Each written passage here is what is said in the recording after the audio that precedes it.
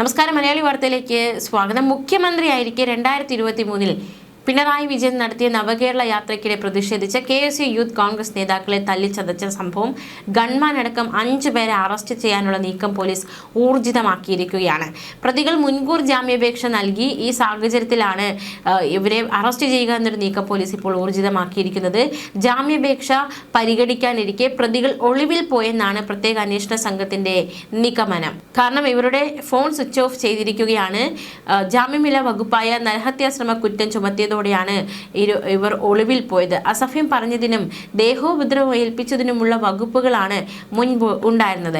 പിണറായി വിജയന്റെ ഗൺമാനായിരുന്ന എസ് അനിൽകുമാർ, സുരക്ഷാ സംഘത്തിൽ അംഗങ്ങളായിരുന്ന എസ് സന്ദീപ്, വിപിൻ, VK ഷൈജു, അരുൺ എന്നിവരെ കഴിഞ്ഞ ദിവസം പോലീസിൽ നിന്ന് സസ്പെൻഡ് ചെയ്ത് DGP ഉത്തരവിറക്കിയിരുന്നു. അതിക്രമവുമായി ബന്ധപ്പെട്ട് SIT നൽകിയ പ്രാഥമിക റിപ്പോർട്ടിന്റെ അടിസ്ഥാനത്തിലായിരുന്നു സസ്പെൻഷൻ. അനിൽകുമാർ ഉൾപ്പെടെയുള്ളവരെ സംരക്ഷിക്കാൻ ADGP MR അജിത് കുമാറിന്റെ നേതൃത്വത്തിൽ നടന്ന ഇടപെടലുകൾ സംബന്ധിച്ച വിവരം അന്വേഷണത്തിനിടെ SITക്ക് കിട്ടിയിരുന്നു.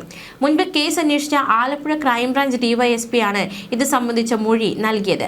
സംഭവവുമായി ബന്ധപ്പെട്ട വിശദ റിപ്പോർട്ട് വൈകാതെ DGPക്ക് SIT കൈമാറും. ആഭ്യന്തര വകുപ്പാണ് ഇക്കാര്യത്തിൽ അന്തിമ തീരുമാനം കൈക്കൊള്ളുന്നത്. അതേസമയം ഈ സംഭവവുമായി ബന്ധപ്പെട്ടുള്ള വകുപ്പ് തല നടപടി ആഭ്യന്തരമന്ത്രി രമേശ് ചെന്നിത്തല വിശദീകരിച്ചിരുന്നു. SIT സമർപ്പിച്ച പ്രാഥമിക റിപ്പോർട്ടിന്റെ അടിസ്ഥാനത്തിലാണ് നിലവിൽ DGP നടപടി സ്വീകരിച്ചിട്ടുള്ളത്. മുഖ്യമന്ത്രിയുടെ ഗൺമാൻ അടക്കമുള്ള 5 പേരെ സസ്പെൻഡ് ചെയ്തുള്ള ഉത്തരവിറക്കിയത് ഇതിന്റെ അടിസ്ഥാനത്തിലാണ്. ADGP MR അജിത് കുമാറിനെതിരെ പ്രാഥമിക റിപ്പോർട്ടിൽ പരാമർശമില്ല. എന്നാൽ വിശദമായ റിപ്പോർട്ടിൽ അജിത് കുമാറിന്റെ പേര് വന്നാൽ നടപടിയെടുക്കുമെന്നും ആഭ്യന്തരമന്ത്രി വ്യക്തമാക്കി. മുഖ്യമന്ത്രിയായിരുന്ന പിണറായി വിജയൻ രക്ഷാപ്രവർത്തനം എന്ന് വിശേഷിപ്പിച്ച ആലപ്പുഴ സംഭവത്തിൽ ആദ്യത്തെ കേസ് ഡയറി തിരുത്തിയതിൽ അജിത് കുമാറിന് പങ്കുണ്ടെന്നാണ് ആലപ്പുഴയിലെ ഉദ്യോഗസ്ഥരുടെയും ADGP ഓഫീസിലെ ഉദ്യോഗസ്ഥരുടെയും മൊഴിയെന്നും മാധ്യമങ്ങൾ റിപ്പോർട്ട് ചെയ്തിരുന്നു. ഈ സാഹചര്യത്തിലാണ് രമേശ് ചെന്നിത്തല പ്രതികരണം നടത്തിയത്. എന്തായാലും മുൻ മുഖ്യമന്ത്രിയുടെ ഗൺമാന്മാർ എവിടെയെന്ന ചോദ്യമാണ് നിലവിൽ ശക്തമാകുന്നത്. അദ്ദേഹത്തിന്റെ രക്ഷാപ്രവർത്തനം, അദ്ദേഹത്തെ സംരക്ഷിക്കുക എന്ന ലക്ഷ്യത്തോടെ നടത്തിയ രക്ഷാപ്രവർത്തനം, അതിപ്പോൾ കേസ് അവർ ഒളിവിൽ പോകുന്ന തരത്തിലേക്ക് കാര്യങ്ങൾ എത്തിയിരിക്കുകയാണ്. ആ സംഭവം വലിയ വിവാദമായതാണ്. അതായത് നവകേരള സദസ്സിനിടെ മുൻ മുഖ്യമന്ത്രി പിണറായി വിജയനെതിരെ പ്രതിഷേധവുമായി എത്തിയ പ്രവർത്തകരെ വളഞ്ഞിട്ട് ഗൺമാന്മാർ തല്ലിച്ചതച്ച സംഭവവും ദൃശ്യങ്ങളൊക്കെ നമ്മുടെ മുന്നിലുണ്ട്. എന്തായാലും ആ കേസുമായി ബന്ധപ്പെട്ട് ഇപ്പോൾ ജാമ്യമില്ലാ വകുപ്പ് ചുമത്തിയതിന് പിന്നാലെ ഇവർ ഒളിവിലാണ്. അവരെ കണ്ടെത്താനുള്ള ശ്രമമാണ് നടത്തുന്നത്. അതേസമയം നമ്മൾ മറ്റൊരു വാർത്തയിലേക്ക് കൂടി പോവുകയാണ്.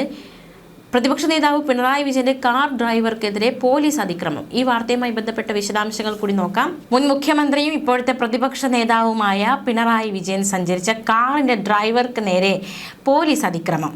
പരാതിയുമായി കാർ ഡ്രൈവർ DGPയെ സമീപിച്ചിരിക്കുകയാണ്.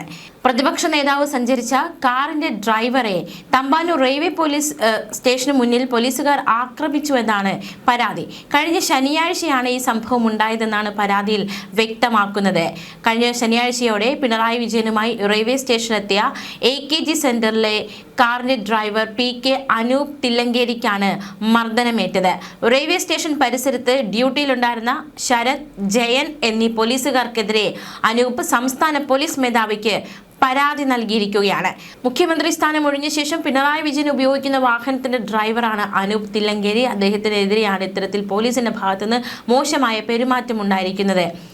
കഴിഞ്ഞ 30-ാം തീയതി പിണറായി വിജയനെ വന്ദേ ഭാരത് ട്രെയിനിൽ കയറ്റി വിടാനാണ് ഇവിടേക്ക് എത്തിയത്, റെയിൽവേ സ്റ്റേഷനിലേക്ക് എത്തിയത്. വൈകിട്ട് 4ഓടെയാണ് റെയിൽവേ സ്റ്റേഷനിൽ എത്തിയത്. പോലീസ് ജീപ്പിന്റെ എസ്കോർട്ട് സഹിതമായിരുന്നു പ്രതിപക്ഷ നേതാവ് റെയിൽവേ സ്റ്റേഷനിലേക്ക് വന്നത്. അവിടെ ഡ്യൂട്ടിയിലുണ്ടായിരുന്ന ഒരു പോലീസുകാരന്റെ നിർദ്ദേശപ്രകാരം വാഹനം സ്റ്റേഷന്റെ പോർട്ടിക്കോയിൽ നിർത്തിയിട്ടു. അതിനുശേഷം ബാഗുകൾ പിണറായിക്കൊപ്പമുള്ളവരുടെ കയ്യിൽ എടുത്തു നൽകി. പിണറായി സ്റ്റേഷനിലേക്ക് കയറിയ ശേഷം വാഹനം മാറ്റി മറ്റൊരിടത്ത് പാർക്ക് ചെയ്യാൻ ശ്രമിക്കുകയായിരുന്നു. അതിനിടയിലാണ് 2 പോലീസുകാർ അവിടേക്ക് എത്തിയത്. വണ്ടി എടുത്തു മാറ്റട എന്ന് ആക്രോശിച്ചുകൊണ്ട് ആക്രമിക്കാൻ ശ്രമിച്ചു എന്നാണ് ഈ പരാതി നൽകിയിരിക്കുന്ന പരാതിയിൽ വ്യക്തമാക്കുന്നത്. ശരത് എന്ന പോലീസുകാരൻ കഴുത്തിന് പിടിച്ചു തള്ളിയെന്നും അനൂപ് പരാതിയിൽ വ്യക്തമാക്കുന്നുണ്ട്. പ്രതിപക്ഷ നേതാവ് എത്തിയ കാറിന്റെ ഡ്രൈവറാണെന്നും അദ്ദേഹത്തിന് ഇറങ്ങാനും ബാഗുകൾ എടുത്തു നൽകാനുമായി കാർ നിർത്തിയതാണെന്നും വിശദീകരിച്ചിട്ടും അത് കേൾക്കാൻ ഈ പോലീസുകാർ തയ്യാറായില്ല എന്നും അനൂപ് പരാതിയിൽ വ്യക്തമാക്കുന്നുണ്ട്.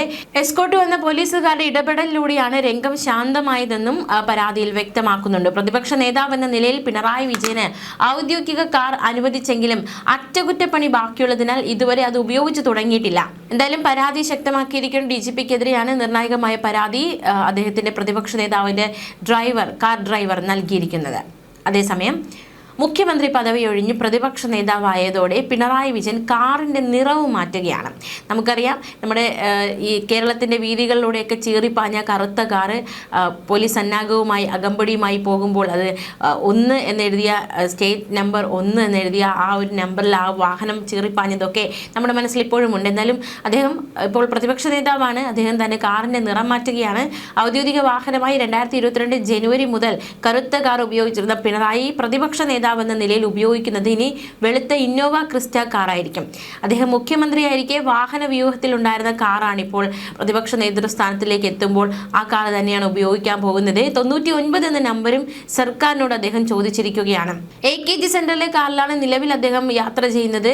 മറ്റേ വാഹനത്തിന്റെ അറ്റകുറ്റപ്പണികളൊക്കെ പൂർത്തിയാകാനിരിക്കുന്നതേ ഉള്ളൂ. എന്തായാലും കറുത്ത കാറിൽ നിന്നും വെളുത്ത കാറിലേക്ക് പിണറായി വിജയൻ മാറിയിരിക്കുകയാണ്.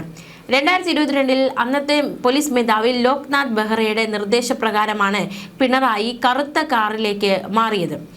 രാത്രിയിലുള്ള ആക്രമണവും മറ്റും തടയാൻ ഉപകരിക്കുമെന്നും കൂടുതൽ സുരക്ഷിതമെന്നുമായിരുന്നു അന്നത്തെ DGP നൽകിയ നിർദ്ദേശം. മാത്രമല്ല, സുരക്ഷാ ജീവനക്കാരുടെ കാറുകളും പിന്നീട് കറുപ്പിലേക്ക് മാറ്റുകയായിരുന്നു. മുഖ്യമന്ത്രി VD സതീശൻ ഒരാഴ്ചയ്ക്കുള്ളിൽ കന്റോൺമെന്റ് ഹൗസിൽ നിന്ന് ക്ലിഫ് ഹൗസിലേക്ക് താമസം മാറാനാണ് സാധ്യത. ഇതിനുശേഷം കന്റോൺമെന്റ് ഹൗസിലെ അറ്റകുറ്റപ്പണികൾ കൂടി കഴിഞ്ഞിട്ടാകും പിണറായി വിജയൻ ഇവിടേക്ക് എത്തുക. ഇപ്പോൾ അദ്ദേഹം നിലവിൽ വാടക വീട്ടിലാണ്. മാത്രമല്ല, മുഖ്യമന്ത്രി എന്ന നിലയിൽ പിണറായി വിജയൻ ഉപയോഗിച്ചിരുന്ന ഔദ്യോഗിക ഫോൺ നമ്പർ ഇതുവരെയുള്ള കുടിശ്ശിക തീർത്ത് പൊതുഭരണ വകുപ്പ് കട്ട് ചെയ്തിരിക്കുകയാണ്. ഔദ്യോഗികമായി അനുവദിച്ച നമ്പറുകൾ പദവി ഒഴിയുമ്പോൾ തിരിച്ചേൽപ്പിക്കണമെന്ന ഒരു കടമ്പയുണ്ട്. അതിനോടനുബന്ധിച്ചാണ് സാധാരണമായ ഒരു രീതിയാണ്. അതിനോടനുബന്ധിച്ചാണ് ഇപ്പോൾ ആ നമ്പരും കട്ട് ചെയ്തിരിക്കുന്നത്. പ്രൈവറ്റ് സെക്രട്ടറി ഉൾപ്പെടെ പേഴ്സണൽ സ്റ്റാഫിലുള്ളവർ നമ്പർ തിരിച്ചേൽപ്പിച്ചിരുന്നെങ്കിലും പഴയ നമ്പർ പിണറായി ഉപയോഗിക്കുന്നുണ്ടായിരുന്നു. മുഖ്യമന്ത്രി ആയിരുന്നപ്പോൾ പിണറായി വിജയൻ അനുവദിച്ചിരുന്ന മൊബൈൽ നമ്പർ കട്ട് ചെയ്തിരിക്കുകയാണ്. എന്തായാലും നിലവിൽ പൊതുഭരണ വകുപ്പ് 10 വർഷമായി അദ്ദേഹം ഉപയോഗിച്ചിരുന്ന നമ്പറാണ് കട്ടാക്കിയിരിക്കുന്നത്. മുൻകൂട്ടി അറിയിക്കാതെയാണ് മൊബൈൽ നമ്പർ പൊതുഭരണ വകുപ്പ് കട്ട് ചെയ്തതെന്ന ആക്ഷേപം ശക്തമാകുന്നുണ്ട്. മുഖ്യമന്ത്രി സ്ഥാനം ഒഴിഞ്ഞ ശേഷവും ഔദ്യോഗിക ആവശ്യങ്ങൾക്കും ആശയവിനിമയത്തിനുമായി ഈ നമ്പർ പിണറായി വിജയൻ ഉപയോഗിക്കുന്നുണ്ടായിരുന്നു. ഇതാണ് ഒരു മുന്നറിയിപ്പുമില്ലാതെ കട്ട് ചെയ്തുവെന്ന ഒരു ആക്ഷേപം നിലവിൽ ശക്തമാകുന്നത്. എന്തായാലും ഇക്കാര്യത്തിൽ പൊതുഭരണ വകുപ്പിന്റെ ഔദ്യോഗിക വിശദീകരണം ഉണ്ടായിട്ടില്ല. സംഭവത്തിൽ പിണറായി വിജയന്റെ ഓഫീസും പ്രതികരിച്ചിട്ടില്ല. എന്നാൽ ഇങ്ങനെ ഒരു വിവരവും കൂടി പ്രചരിക്കുന്നുണ്ട്. മുഖ്യമന്ത്രി എന്ന രീതിയിലുള്ള Z+ സുരക്ഷയാണ് പൂർണ്ണമായും പിൻവലിച്ചത്. മുൻ മുഖ്യമന്ത്രി, പ്രതിപക്ഷ നേതാവ് എന്നീ പദവികൾക്കുള്ള Y കാറ്റഗറി സുരക്ഷയിലേക്ക് അത് ചുരുക്കിയിരിക്കുകയാണ്. നവകേരള യാത്രയ്ക്കിടെ പ്രതിഷേധക്കാരെ മർദ്ദിച്ച കേസിലെ വിവാദ ഗൺമാൻ സന്ദീപിനെ സുരക്ഷാ സംഘത്തിൽ നിന്ന് ഒഴിവാക്കി പോലീസിലേക്ക് തിരികെ അയച്ചിരുന്നു. പിണറായി വിജയന്റെ സുരക്ഷാ ക്രമീകരണങ്ങളുമായി ബന്ധപ്പെട്ട പ്രധാന മാറ്റങ്ങൾ എന്തൊക്കെയാണെന്ന് നോക്കാം. മുഖ്യമന്ത്രി പദവി ഒഴിഞ്ഞതോടെ Z+ സുരക്ഷ ഒഴിവാക്കി Y കാറ്റഗറി സുരക്ഷയാക്കി. വ്യക്തിഗത സുരക്ഷയ്ക്കായി ഗൺമാന്മാർക്ക് പകരം ഇപ്പോൾ 2 പേഴ്സണൽ സെക്യൂരിറ്റി ഓഫീസർമാരെയാണ് അനുവദിച്ചിട്ടുള്ളത്.